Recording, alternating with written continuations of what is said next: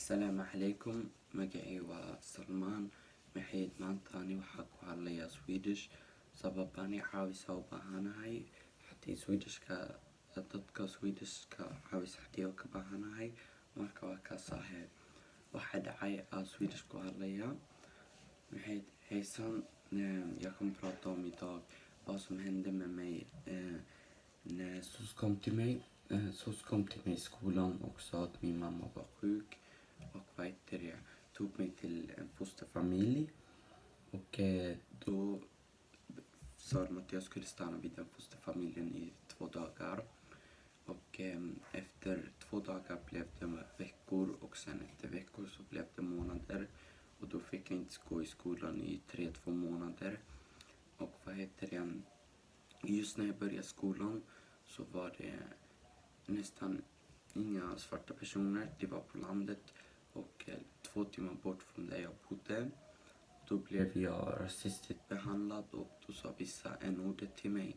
Och sen så ville jag byta skola.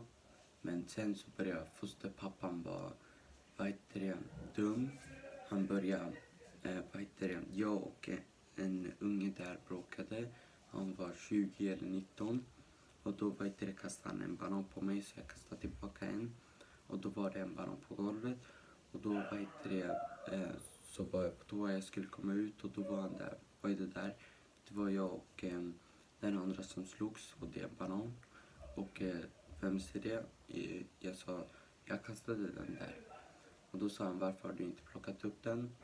Och sen sa jag, varför? Han har inte heller plockat upp sin, så varför ska du prata med min? Och sen så började han skrika och då fick jag spott så jag gjorde så här. Och efter att jag gjorde så blev han arg. Han sa titta på mig och då klämde han i min arm. Och sa till mig kolla fast jag ville inte.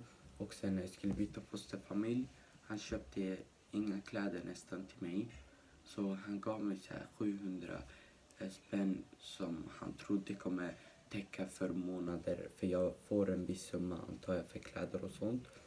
Och då trodde han att jag skulle vara tyst, men och sen så la jag ut andra videos, men jag fick inte behålla dem för han hotade mig med att han skulle ta min mobil, min dator.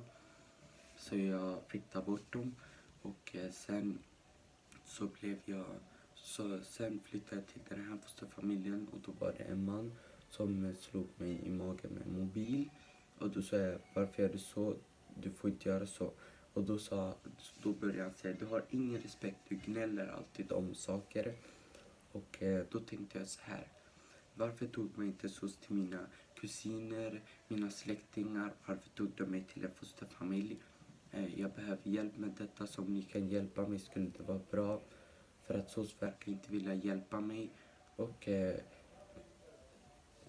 jag känner mig inte bra. Ibland så bara gråter jag får mardrömmar, så jag behöver hjälp verkligen.